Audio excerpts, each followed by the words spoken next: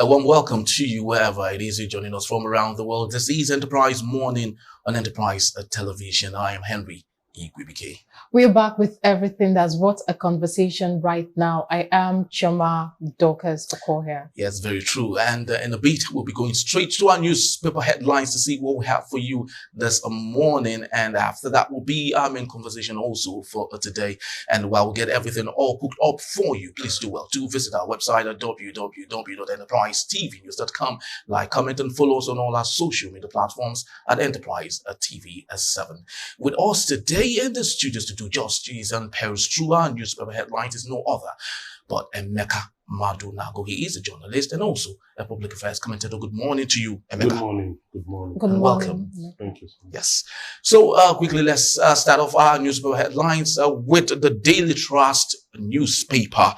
And the big story here says, 2 years after 100 new air traffic controller redundant. And the writer there says NCAT lacks capacity to train us. The sub-rider Aviation College silent. It takes time to train cadets. That's coming from Neymar.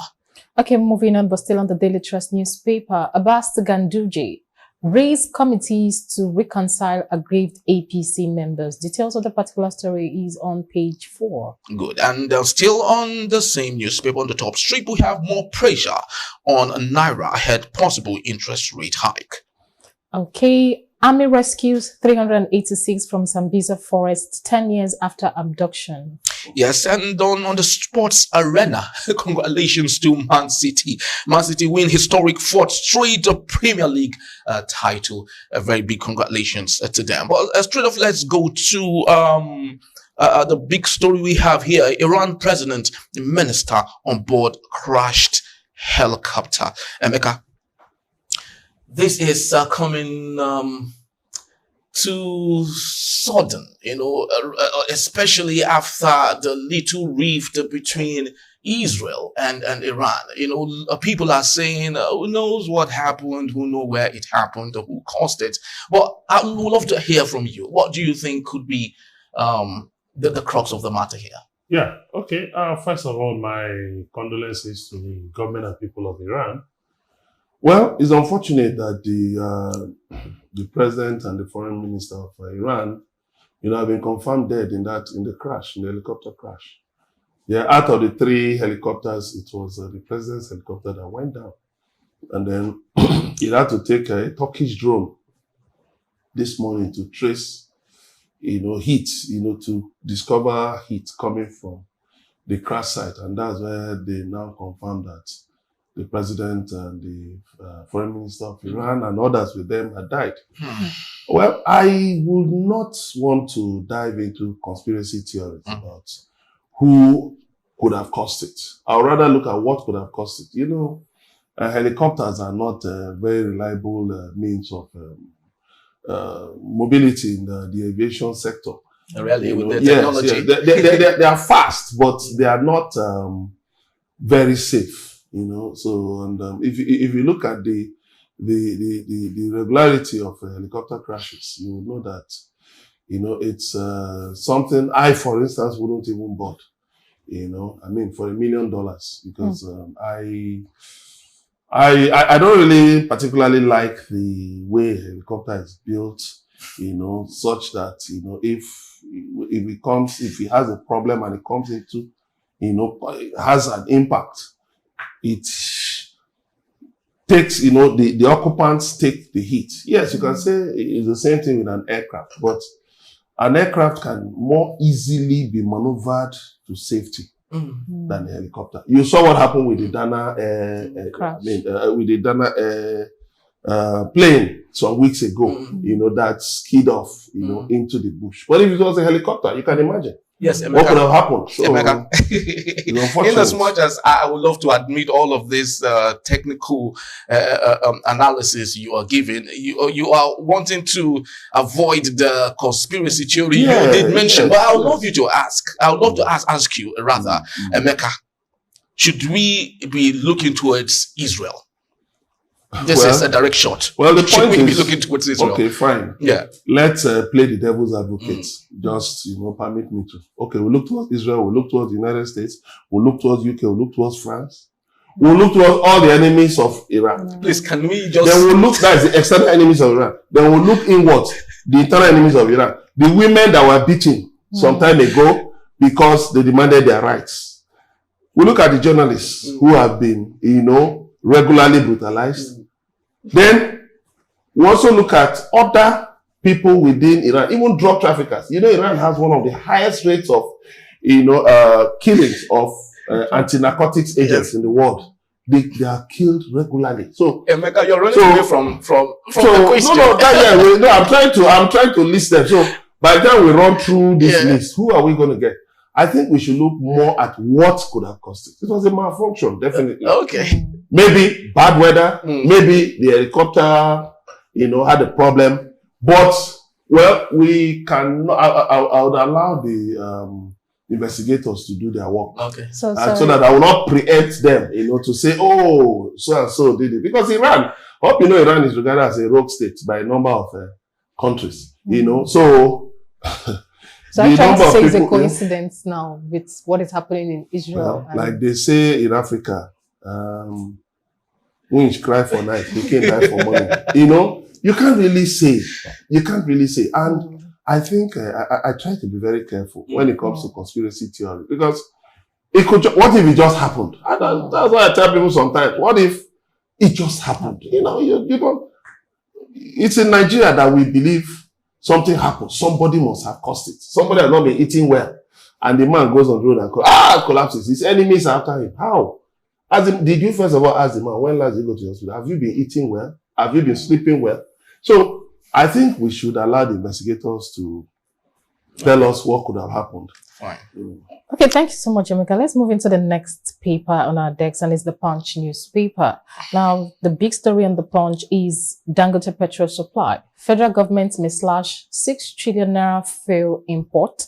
And a writer to that story says 520 billion naira monthly fuel import expected to drop as Dangote begins supply in June. Yes, very true. On the top strip of the same newspaper, we have a CBN SEC fined 9 banks 678 million naira. Okay, MPC may raise interest rates again on Tuesday. Details are on page 21. Yes, and still on the bottom strip of the Punch newspaper, cocaine seizure, and the LEA declares couple wanted. Oil production nears 1.7 million barrels per day. That is coming from the NNPC. Fine. So let's let Emeka do justice to our big story. Talking about the federal government may slash 6 trillion naira fuel import. Should Nigerians believe this? Because over time, looking at when the fuel subsidy was removed till date, there have been different promises from the price at which the fuel would come down, and to Dangote refinery going to help with the disburse of fuel, and there will be no fuel scarcity. But last week to this time, we've noticed the high price rate, the increase in price of fuel, and there was scarcity. Now, do you think that the coming of the Dangote refinery would actually place a good input in the fuel sector in Nigeria? Okay, thank you so much. Yeah, right now we have 20 refinery licenses in Nigeria. 20. The federal government has 4. Then 16 are in private hands, one of which is Dangote. Now, the interesting thing is that I have been an advocate of deregulation. Let the government remove its hands completely from the sector, because the government's involvement is what is fueling these high price hikes, is what is fueling regular vandalism, is what is fueling, supply hitches. Government's involvement. Let the government remove its hands totally. Now, the issue is this. We have refineries in different places. Walter Smith Refinery in Imo State, just declared a profit. They have mainly been selling diesel, producing diesel and aviation gas oil, then a little of PMS, Now, for Dangote last week was quoted as having said that from June, Nigeria will not need to import. And I would like to let you know that importation is mad in corruption. A lot of what is said to have been paid out in subsidy, importation, it just went to the pockets of criminals in government, rogues in government. Nothing, not a lot of these things are just over-quoted. And what they tell you is under recovery. Because let's look at it. Let's look at it this way. Permit me a few minutes. We had the DSDP, direct supply, direct production, right? Whereby we took crude and sent abroad. Then it was, turned into different products. How come we still had a high subsidy bill? Okay, we stopped it. We still have a high subsidy bill. Does it not tell you that the devil is in the detail? The fact of the matter is that Lled has said, yes, with the largest single train refinery in the world, I can ensure that, government will not need to import. That is one side of the story. Importation isn't even the major problem. The major problem is that the pipeline network in Nigeria is dead. It has been vandalized and scattered in different places. Two, the depots, excuse me, the NNPC depots are dead. They are moribund. So what you have, you have to depend on private depots. And those ones are in business. So when they get this, when the supply is available, you have to look at the ex-depot price. They have to put in a lot of things. And then all the charges, plethora of charges, port charges, these different kinds of agencies at the port. By the time you add all of these things, that is why you have the high fuel price. And then again, fuel being trucked on the roads, using diesel trucks. Diesel is expensive in the first place. Using diesel trucks to take them so far. So you just have a cacophony of voices. You just have, a miasma of, uncoordinated actions. So, yes, one, Dangote saying we will not need to import fuel. Good. But locally, how are we going to ensure that all those bottlenecks are taken care of? There might be fuel in the depots. A lot of times you have fuel in the depots. But the problem, like NNPC said the other time, was logistics. You are owing, those trucking this for, you're owing them over 200 billion naira. You've paid them how much? 130 million. And then you expect them to keep trucking fuel for you on credit. To keep trucking. These people, the money for doing this is not biscuit money. They get loans from their bank. And the bank managers are on their necks. So, all of these things, put together are the things, are the problems bedeviling the sector. So it's not just Dangote, kudos to him. I know, yes, himself and the others, let's discount the government refineries. They keep telling us they will soon. Well, keep those ones by the side. But those issues must be dealt with thoroughly for us to enjoy. One, for us to say, okay, we're no longer importing fuel. Yeah. Two, for us to say that the price will come down. Three, for us to say that fuel will be available, on a daily basis. But it's good that we are looking at CNG, compressed natural gas, to ease up, because fuel, that statement by President Bola Tinubu that fuel subsidy is gone, it triggered inflation. Sure. Up, when Nigeria was the highest that Nigeria has gone in terms of inflation was 76%. In 1994, when we were declared a pariah state, sanctions were placed on us. Are we heading towards it? You can see now CBN talking of increasing interest rates. You increase interest rates, what you do is that you keep manufacturers, you keep businessmen out, because they cannot borrow beyond a certain level of, they cannot borrow beyond a certain level to fund their businesses. So what do you have? If you increase interest rates tomorrow, I can just assure you that, look, more companies are going to sack workers. It's a fact. They will sack workers, close down plants, and what are you going to have? Confusion all the way. Very true.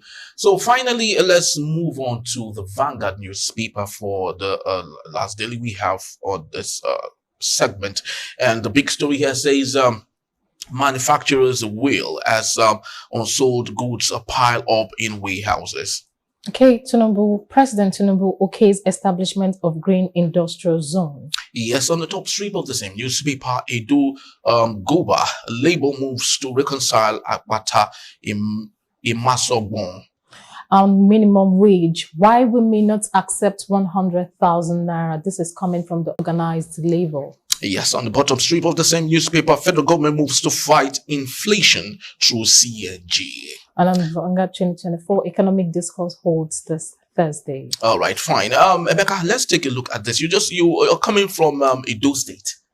And we'd love you to maybe bring us up to speed on what you found out while you were there. Labour moves to reconcile Apata and Emesa Wong.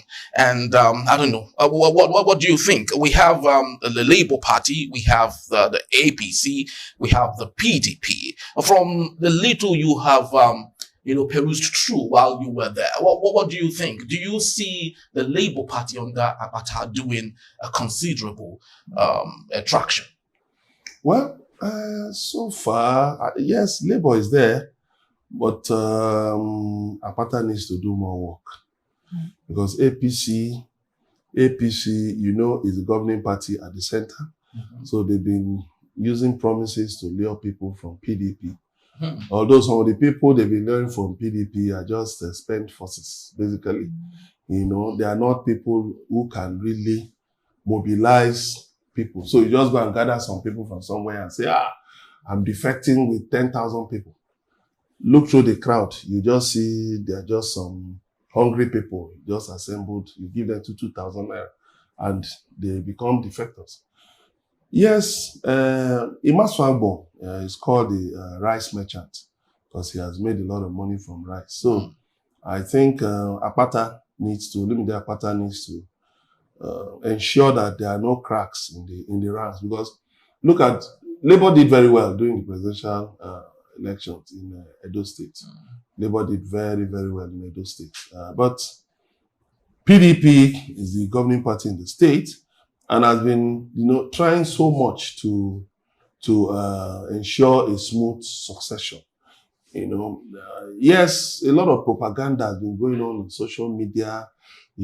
Things being said against the candidates and all of that. But I think it's going to be a tough one. It's really going to be a tough one. Apata is actually hoping that, the schisms within PDP and APC will work out in his favor. But he needs to really get down to the grassroots because Edo State, yes, beautiful, lovely state, but there's so much hunger in the state. No jobs, no factories. I'm disappointed. Obaseki has not really done much to ensure job creation. I was born in Edo State. It's my second home. So I go there. I have a house there, so I go there regularly.